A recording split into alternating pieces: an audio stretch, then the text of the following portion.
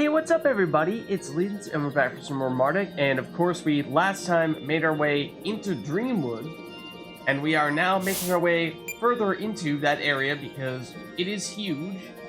And so we'll head up north now, because we have made it to the southern reaches of the forest here. And I think this time around we'll try taking the left once we make it to the center of the forest. So we'll make it through here. And if we go this way, I think what we'll find is once we look at the map... Okay, there are 3 chests here, sure. We can try to pick some of those up. Starting with this one here. A mirror elixir. Nice. Strong potion for some additional shields and magic shields. We did pick up some powerful items recently. Namely, from our most recent battle against the Pixie, we got another Sapphire Bangle, and this is notable because it has fairly strong defenses and magic defenses, as well as some additional spirit and water resistance. So this is useful to throw on for spellcasters, just to give them a little bit of an extra boost. Charla is currently using the Jade for a little bit of extra vitality, which would be kind of nice if she were to master that skill. She's roughly halfway there right now, but I think ultimately getting something like a Sapphire Bangle on is just objectively more powerful. So at some point, yes, maybe we will try to make a point of making sure that she does master +1 vitality, but I think let's maybe get rid of +1 agility. Instead, we don't quite have enough for +20 MP. We could get rid of Resist Earth and put on MP. Normally I would say, bad idea, don't do it. However, there isn't much in the way of earth damage here. We did see a little bit from, I believe it was the Pixie, with the physical attacks that were earth elemental. Other than that, though, maybe we're okay with some additional MP. My thoughts there being that it would make sure that we can have Charlotte continue to use spells, not have to worry too much about having to conserve some of that MP at times. If we were to go that route, might there be something else that we want to put on in addition to that? Because we do still have 7 RP remaining. Maybe Insomnia? I don't remember if any of the series of status effects that we got in the previous fights ever included sleep or not. If not, then maybe loading up on agility. Charlotte, I believe, is the fastest of these characters in our party right now. Certainly, with that additional agility, she would be. Actually, Elian starts off a little bit faster, but Charlotte, of course, +5 agility does then become the fastest. That could be useful, because we have run into our fair share of quick enemies as well. So let's make our way through here. Maybe that is the way to go. And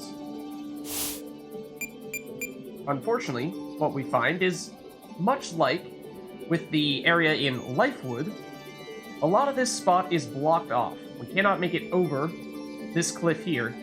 So what I think we'll need to do is we go back to the center of the forest and go out of the Dreamwood, after this battle, of course, with this Forgotten Face.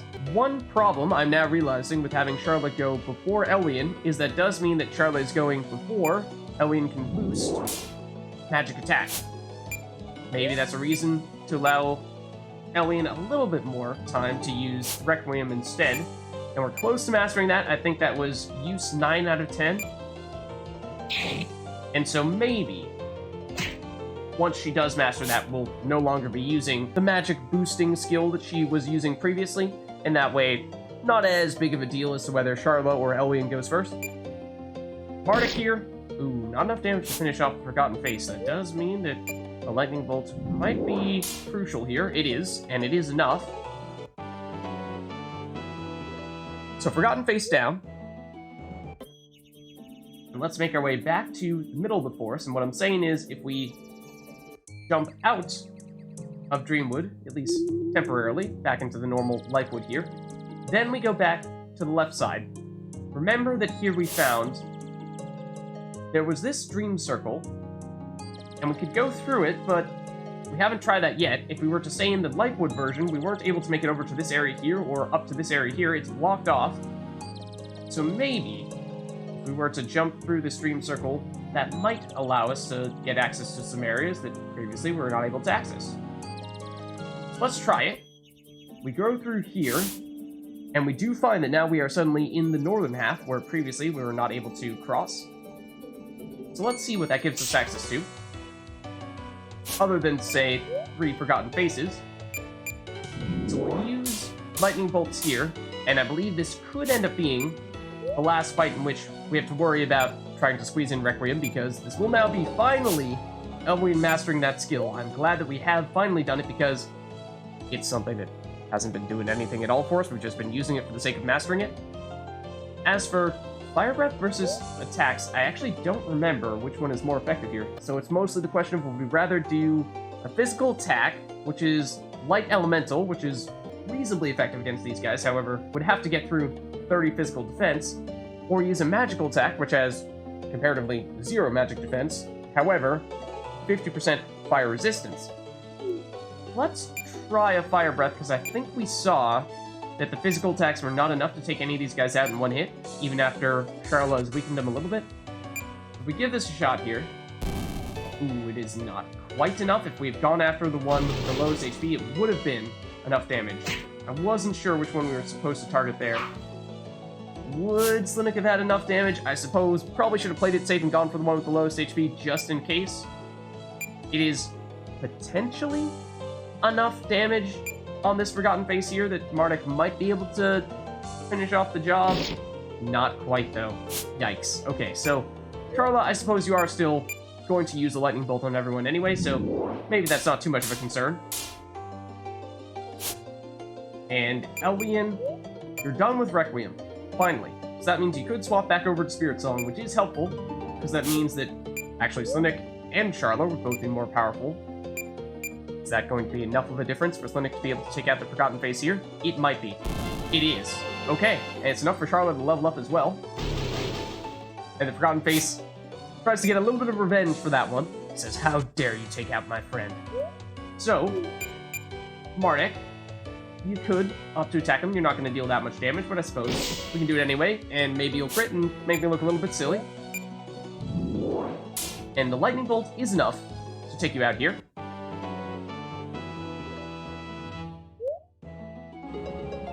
And as we saw, Requiem mastered for Elwian, and also the physical defensive reaction for Charla. Let's remind ourselves, was she using a bandit leather? She was, so it was her chest plate that she was getting that from. And so that means that she should now be able to throw on a different chest plate instead. I do think she's already learned the reactions from the Dark Robe. She has. However, I think that it is, generally speaking, just a stronger base item than the Bandit Leather. Bandit Leather was great, don't get me wrong, back in Chapter 2, but we've had a fair bit of time now for other items to surpass it, and I think the Dark Robe does also make that list. +2 Spirit as well, so Charla is starting to rack up a lot of Spirit-boosting items. +2 here, +3 here, and +2 here as well. So, across all those things, it is making it a lot easier for Charla to deal high damage with her spells, and I think that is going to be very useful for us. So in this northern area here that we now have access to, we can see that we at least can get to this chest, of course. It has some healthy juice, which gives the regen effect. But is there anything else up in this corner as well? There might be. Does it loop around this area here? It does. So it does seem as though we can cover basically all the ground, at least on this side of Dreamwood, including this chest here for some liquid lightning. The lightning damage potion. Probably doesn't make much sense to put that on Charla. I'm thinking maybe Elwian, because Elwian does not have a lot of ways to deal damage. In fact, let's make sure that we take off Elwian's old sheet music and instead swap it in for something new. I'm thinking Runic Rhapsody might be a reasonable option. It boosts the magic defense of all allies while it plays. Or, she's already learned Spirit Song, so maybe Dolores Dirge, which gradually damages all enemies in battle over time. Offensive versus defense, I think that Elwian, it would be really helpful if you had a reliable way of dealing direct damage yourself. So let's go with that one then. And this actually is a doorway into another section of Dreamwood. So previously, we were not able to go through this spot. This was blocked off to us in the Lifewood version. It is a pixie. So look out. Everyone is confused. We are in serious trouble. So I was gonna say, after our previous round with the pixie, probably should have learned our lesson here and put some confusion immunity on at least somebody. We did not, and now we may get punished for it. Charla is now the only person remaining who is not confused. I believe what happens is that once someone takes damage when they are confused, they become unconfused, or maybe that was just a coincidence, because what Elwian did was Elwian attacked Charla, and then Charla became unconfused when that happened. So it happens infrequently enough that I'm not sure about this, but that might be the case. Anyways, does that mean that Charla should deliberately attack someone else? Like, say, deliberately target Slinick so that Slinick doesn't destroy one of our own characters? If I were more confident with that assessment, I would say that might be worthwhile, and in fact, Slinick and Mardek are the ones that are going to be most able to deal damage against this pixie. Because remember, 100% resistance to air, so Charla, it's going to be almost impossible for you to deal any damage unless maybe you have some of those damage dealing potions you do, but those are all other elements that are equally resistant. So we threw on a Noxious Bomb last time. It was maybe a little bit helpful. I'm not sure it's going to be much of a difference maker, so maybe we pass on that for now. And you know what? I was kind of joking about it before, but I think it might actually be worthwhile. Let's test out that theory. Gonna look deliberately, miss the reactions that we don't deal extra damage. Rage Cord. Actually, okay, Slinick has attacked himself. Mardek has attacked Charla, and again, I don't really know what I'm supposed to do with the reactions there. Rage Cord, what it does is it makes it so that people become berserk, which is, in some cases, good. If, say, someone is not confused, then they're dealing extra damage against an enemy, and that's probably a good thing, right? It does prevent them from using any special abilities, but for someone like Slinick, that means he'd be using his physical attacks, which are light elemental with the Sun Axe, and against the Pixie. That is what we want him to be doing, so that is actually quite helpful for him. However, for Mardek, who is still confused, him attacking a random ally with extra damage, that's concerning. So, if in fact it turns out that attacking a friend removes the confusion, then that would be a great time to get rid of the confusion on Mardek, and it did do just that. It did also poison him, which is less than ideal, but... Oh, and I should have hit that reaction. I did not. That one I hit, but Mardek missed. People are also pretty damaged here, which is a bit concerning. Now, Elwian is the only one who is still confused. That's not a huge concern, as we saw in our initial fight, in which we saw some people getting confused. A couple episodes now ago, I think. She doesn't deal much damage with her physical attacks, so not gonna be the end of the world if she does continue to attack our friends, whereas Slinick or Mardek are capable of, in some cases, maybe even taking people out in one hit. So, Charla, you do have Healing Wind, and I'm thinking that is probably worthwhile here, because everybody has gotten hurt. Mardek probably could last a while longer. Anyone else? Maybe less so. So let's play it a little bit safe here. And as we said previously, we are expecting for Mardek and Slinick to be our primary damage dealers, and Slinick can do it right there. I even think that the healing might have removed the confusion from Elwian, in which case, maybe we should have just done that initially. But, ultimately, we did actually see that rage on Slinick meant that he could deal enough damage to take out the Pixie with one hit, so that was ultimately a difference maker. And Mardek, I believe, is still poisoned right now. Let's do something about that. Okay. And somehow, at the end of that fight, everyone's still looking pretty okay. Has a lot to do with probably Charla having just healed recently. There's another one of these switches here. This time the cyan one. So there were 3 blocking the cave that we were looking at previously. And we flipped 2. Here is a dream circle to exit the dream realm, and I don't think there's anything else in Dreamwood that we would want to access here, other than this fight, of course, against another Pixie. And again, we maybe have not learned our lesson here, because at least 2 of our party members are confused, Elwian attacks herself and removes the confusion on herself. So if, say, we were to use Healing Wind on everyone, could we remove the confusion from Slinik, heal him at the same time, and not have to worry about dealing damage to him in the process? I would hope so. It does do that. Okay. So that's fantastic. That is definitely the way to go. Mardek has become silent. Probably okay for this fight here because it is physical attacks that we're going to be using first and foremost. So these guys are not enraged this time. No berserk status, which means no extra damage. They probably cannot take out the pixie in one hit. That is notable because, as we saw the first time we fought a pixie, when that happens, the regen that the pixie has starts to become relevant because it'll restore some of its HP every turn until ultimately it gets back up to full HP, and suddenly you have to start all over again, getting 2 hits in before it restores enough HP. So, Slinik misses the first go-round. Mardek does not. However, as you see there, Pixie restores some HP. Elwian, now also silent, however, removes the silence immediately on her turn. She does have Dolores Sturge, which is the new ability that we just picked up with her, which allows her to deal a little bit of damage based on her spirit every turn. Let's try this. See if that helps us out. Carla, you might just be a dedicated healer now.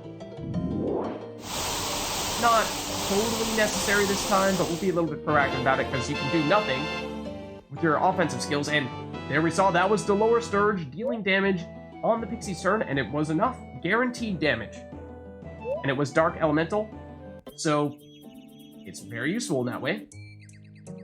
And if we go through here and make it back into Lifewood, we find that, what? There are a bunch of NPCs here, which appear to be more of the flying fairies. You are very big. We are quite small. So tiny. This amuses me. So I thought I remembered that the first pixie we talked to, it sounded like they might have been speaking in haikus. That one looked a little bit haiku-ish as well. Maybe outside the tee-hee-hee part, but... Greetings here, human. This is our fairy forest. You are welcome here. Okay. Yeah, it does seem like this is maybe a dedicated fairy section of the forest. Tee-hee-hee. Large vicious serpent dwells in a nearby cavern. You should visit it. Large vicious serpent does not really sound like something that we should make a point of visiting, but maybe we'll check it out. We'll at least heal up here. That sounds like that could be very useful. This is the fairy leader. Oh, whoa, no! Help us!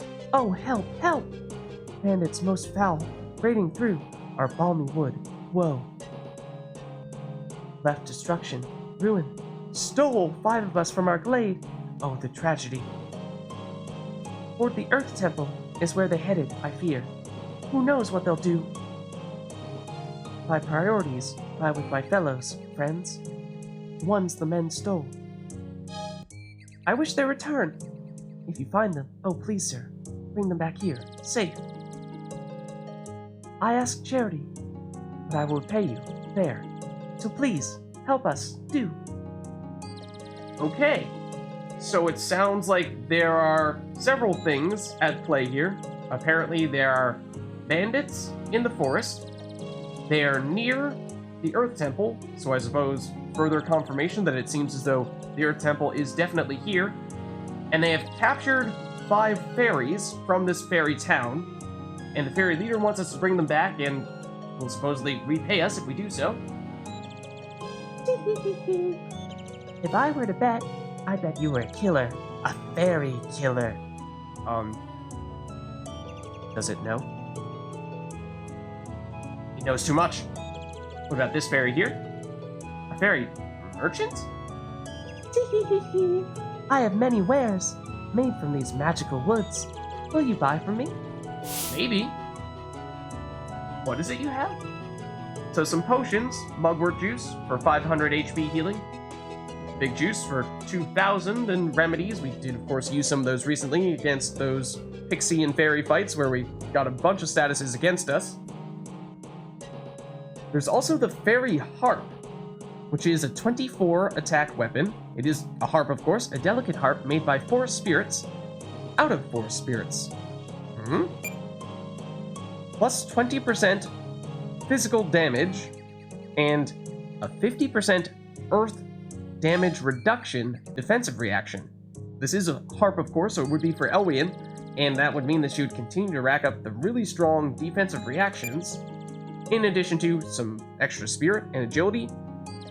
That sounds pretty darn good. It's only 6,000 coins, which, to tell you the truth, is a lot less than some of the things we were looking at in, say, Aeropolis, so that seems like a bargain. Let's pick it up, and let's just double check what Elwian is doing with her current silver harp.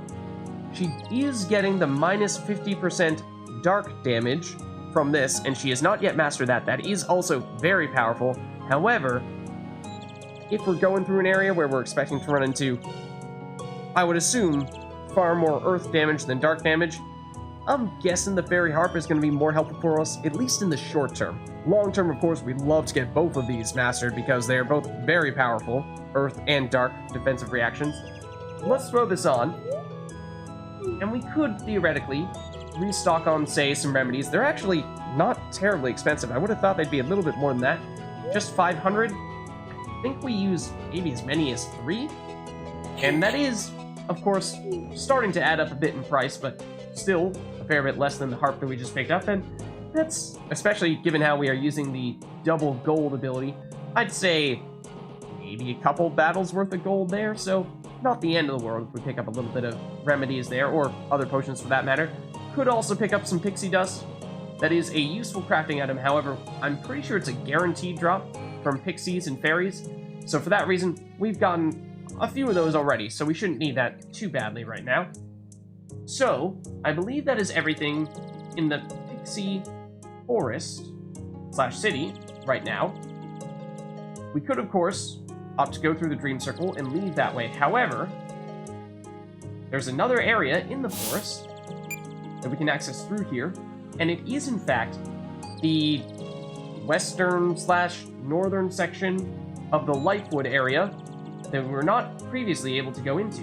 We had to approach it from this side, so that is another way in which we see just how huge Lifewood is. Okay, so we see some leaf stingers, yes, but green souls, we actually saw these back in the dungeon in Saul's house. They are here as well in Lifewood. They were a bit tricky to get rid of, if I remember correctly, because they do have a ton of resistances to basically everything. Only a little resistance to light, so that probably means that Mardek and Slinik are going to be the key people here, using their physical attacks on this guy. Otherwise, as for Elwian on Dolores Dirge, I mean, it would deal some damage to the Leaf Stingers, that is true. But the Green Souls actually have over 100% dark resistance, means they would actually heal from this only a little bit. So I think we still give it a go. And Elwian did pick up some additional spirit with the new harp, so that means that, in theory, basically all of her songs that she plays should be a little bit more effective. As for Charlotte here, I think we still use Lightning Bolts. It's not going to do much to the Green Souls, but it should be enough to take out the Leaf Stingers. It is. Good to see. And you know what? I forgot. I'm pretty sure that Dolores Dirge deals the same amount of damage no matter what an enemy's magic defense is or dark resistance is. So in that way, it is arguably the most consistent way of dealing damage, because there is no way to outright mitigate it altogether. So in that way, it is very helpful. I don't remember Charlotte getting poisoned. I thought we went to a healing crystal, but apparently we did not. So we'll remove that, and I suppose we can throw on a heal as well. And we'll make our way up through here, where we find a Viper's Eye. Viper's Eye is a green gem with a distinct black streak that makes it resemble a staring reptilian eye. That is unsettling. It's said to be formed when quartz is infused with magical poison. Oh, okay. Let's give that a closer look, maybe. And we see that it gives antibody, much like the Snake Stone that we saw previously. I suppose Snake Stone and Viper's Eye, they sound pretty similar. It also gives 30% poison resistance, so in many ways, it seems like it is just an objectively worse version of the Snake Stone, but maybe we'll find a future use for this. So let's carry on here. And I see that chest there, hiding in the corner. It's a Candriathome, and this is a very rare item. We were talking about it previously in Aeropolis, where there was a shopkeeper who was selling one of these. These are limited in nature. There's only a finite number you can get. They are an ingredient that you use for very powerful crafted items, and there are not enough of them to make all of said crafted items. So, it is big to pick this up. Also, another switch here. I believe that is all 3 of the switches that we needed to open that cave, or go all the way through that cave that we saw previously. An Ether of Kings, the highest quality ether, infused with the urine of some great king of olden times. Okay, maybe we actually, come to think of it, don't really want it. I'm sorry, can we pass? It restores 1000 MP though. That would be very nice. Okay, so with that, I believe that means that we have now wrapped up everything on this side of Lifewood, at least. So we've gone south, we've gone west, and we've gone further west into the Pixie Forest. More leaf stingers and more axolotls. So let's continue the Dolores Sturge. And for Charla, let's continue the lightning bolts. Take some of these guys out. And Slinik is now faster than the axolotl. I think that previously we saw that was not the case. However, we have since put on the Belt of Movement, giving Slinik some additional agility. So it is a difference maker here. It means that hopefully the axolotl will not have enough time to take a turn here, assuming Slinik can deal enough damage, but Dolores Sturge finishes him off. The other thing with Dolores Sturge, I believe that technically speaking, it is treated as if it is a status effect with the kill, in that it applies experience equally across the board to each person. Remember that normally the person who gets the killing blow would typically get significantly more experience than everyone else in the party. But I believe Dolores Sturge is basically like a poison or a bleed in that way, and that if it does get the kill, it still splits it across the party evenly because it is not getting attributed to a specific person, even if it is technically Elian who is the one applying said effect. Let's head back, and the other thing that I have in mind is that, remember, once upon a time, we had a fairy who offered to teleport us through to different areas of the forest. And I'm not sure that we have a fairy here that can do that. If there was a fairy like that, that'd be rather useful, because of course, as we have seen, Lifewood is pretty huge, so it would be a bit of a shortcut to be able to do such a thing. I think, though, on the assumption that either that fairy does not exist, at least in the fairy city, and or we were not able to find it, we'll have to go back through Dreamwood Gear and, well, run into a pixie, no less. Fortunately, that time, it only managed to land a confuse on one person. So, we also found that Dolores Sturge was extremely effective against it, so let's use that. Charla, if we use a Healing Wind, I'm hoping that will again be enough to take off the confusion on Slinik, even if, technically speaking, we don't need the healing, and that is the case. The Dolores Sturge does deal damage, and in fact does deal more damage than the Pixie is healing here. So that is key.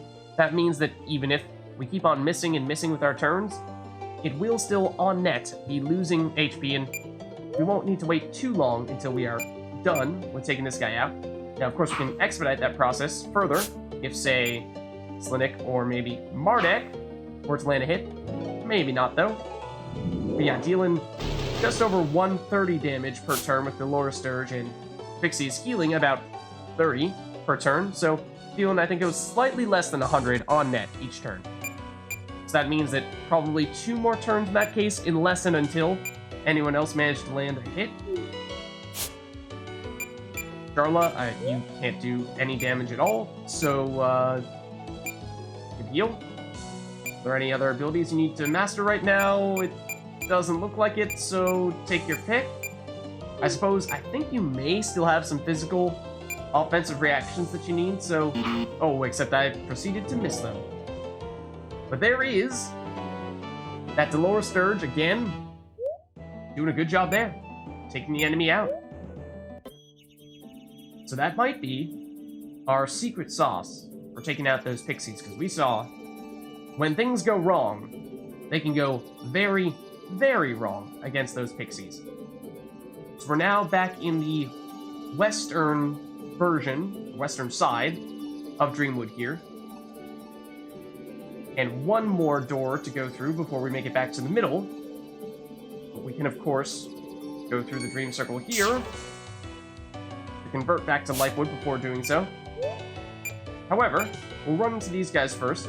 Dolores Sturge, not going to be quite enough to take out the Whims in one turn. However, with a little bit of help from Charla, I think it will be. Not the Forgotten Face. That might be up to Slinnick to deal with.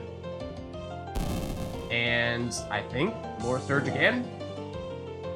It's not a lot of damage, but the thing about these enemies that we're going against here is that they don't have a lot of HP, but they have really high defense, and they have really high resistances, and therefore being able to consistently deal damage that is not affected by resistances is huge. It is basically exactly the type of counter that we would be looking for, which is why using Elwie in here is extremely helpful. So this will take us back into the middle of Lifewood, and let's maybe take a chance here to heal up a bit. And I think this is probably a good place for us to stop here, because we have now made it to the Fairy City. We picked up a new quest and some new items as well, and we now have, I believe, our sights set on the northern section of Lifewood, or really Dreamwood at this stage. We've also, I believe, flipped all the switches that we would be looking to flip, and therefore we might be able to head back over to that cave and see what exactly is through all those walls that were previously blocking the way. I'd have to imagine something pretty strong, right? Something pretty significant. But either way, that will have to wait till next time. So, I'll see you then.